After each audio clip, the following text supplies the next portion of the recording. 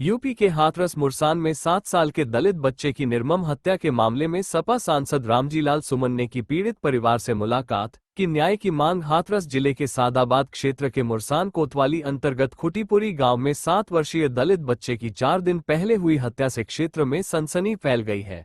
बच्चे का शव एक चरी के खेत में मिला, जहां से दुर्गंध आने पर लोगों को घटना की जानकारी हुई।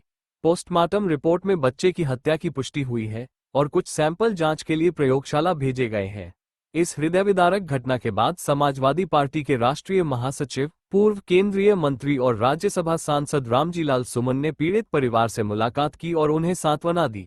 उन्होंने फोन पर हाथरस एसपी से बात कर मामले की निष्पक्ष और शीघ्र जांच की मांग की। सुमन ने कहा कि इस घटना की हर पहलू से गहन जांच होनी चाहिए और दोषियों को ऐसी सजा दी जाए जिससे भविष्य में कोई ऐसा जघन्य अपराध करने की हिम्मत न कर सके। इस दौरान सांसद सुमन ने प्रदेश और केंद्र सरकार पर जमकर हमला बोला। उन्होंने कहा कि प्रदेश में अपराधों की बाढ़ आई हुई है, लेकिन दलित समाज सबसे अधिक अत्याचारों का शिकार हो रहा है। उन्होंने कहा कि सरकार अपराधों पर अंकुश लगाने में विफल रही है और दलितों पर अत्याचार लगातार बढ़ते जा रहे हैं। अलीगढ़ नहीं जाने दिया, हाथरस नहीं जाने दिया, फिरोजाबाद नहीं आने दिया, लेकिन हम लोग उससे कहा था कि आप मुझे रोक सकते हैं लेकिन मेरे इरादों को नहीं रोक सकते। हमारे शरीर में अगर थोड़ी भी सांस है तो जिंदगी में जहाँ दलितों का अपमान होगा, डंके की चोट बोलेंगे, दुनिया की कोई ताकत हमें रोक नहीं सकती। और ये क्रम हमारा जारी है। आज हाथरस से शुरुआत हुई है, हमने शुरू कर दिया है और हमने संकल्प लिया है कि जहाँ जहाँ कमजोर वर्गों पर, दलों पर अत्याचार होगा हम जाएंगे उनके और जाकर के उनकी संवेदना में शरीक होंगे, उनको बताएंगे घबराइए मत, संकट की घड़ी में हम आपके साथ। आपको रोकने का प्रयास किया गया या हमले हुए और पहले भी काफी मामले चल रहे हैं, टायर से भी हमला हुआ, 2-3 पकड़ ऐसे आ रहे हैं, तो ऐसी स्थिति में फिर आप क्या करेंगे? संघर्ष? मैं इतना कमजोर आदमी नहीं हूँ तो डर जाऊँ। मेरा निरंतर प्रयास होगा कि मैं लोगों के करीब जाऊं, उनकी वेदना में शामिल हूं। अच्छा, राणा सांगा पर विचार आपके कायम हुई? पुरानी बातों को छोड़ दो यार, बातों से कितना बहुत पीछे है, बहुत भी चीजें बहुत। अच्छा चलो, ऑपरेशन सिंदूर का कुछ तो बोलोगे बाबूजी।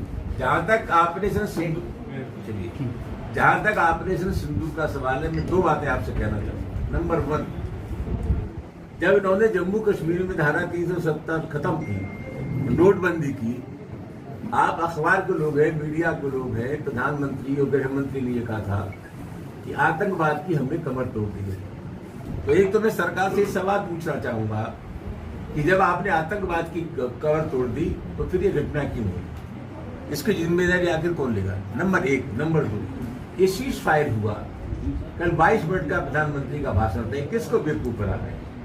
देश की जनता बेवकूफ बनने वाली नहीं है। सीधा सीधा अमेरिका के दबाव में ये सीज फायर हुआ है और अमेरिका के राष्ट्रपति ने डंके की चोटें कह दिया था कि इसे खत्म करिए वरना हम अपने व्यापारिक रिश्ते आपसे खत्म कर देंगे। तो दबाव में लिया हुआ ये निर्णय है, स्वेच्छा से लिया हुआ निर्णय नहीं। इस तरह से मोदी जी ने कहा था कि एक तरफ तो खून और दूसरी तरफ पानी नहीं बहने देंगे, इसके बारे में क्या है? कोई भी बात है, देश में कोई विश्वास करने को तैयार नहीं है। ये झूठों की जमात है, इनका न कोई मतलब है न जनता मिलती। परमाणु बम हमले से हम नहीं डरेंगे, ऐसी किसी भी धमकी से, ऐसा देश के प्रधानमंत्री नरेंद्र मोदी ने कहा। क्यों डर गए फिर? आप लोग तो जानते हैं कि ये जो समझौता हुआ है अमेरिका के दबाव में हुआ है। राष्ट्रपति का लड़का छोड़ दीजिए, ट्रंप का लड़का बोल रहा है ट्रंप छोड़ दीजिए, ये दबाव में हुआ है। और आपके अखबारों में छपता है, मीडिया पर आ रहा है बराबर कि अमेरिका ने धोस दिए कि हम अपने व्यापारिक रिश्ते खत्म कर देंगे हिंदुस्तान से। जो $400 बिलियन का जो दबाव में लिया हुआ निर्णय है। इस सरकार का कोई दीन ईमान नहीं है और ये सरकार अमेरिका के दबाव में है। एक भी आतंकवादी नहीं मारा गया, अभी 3 आतंकवादियों का बहुत है। चलो ठीक है।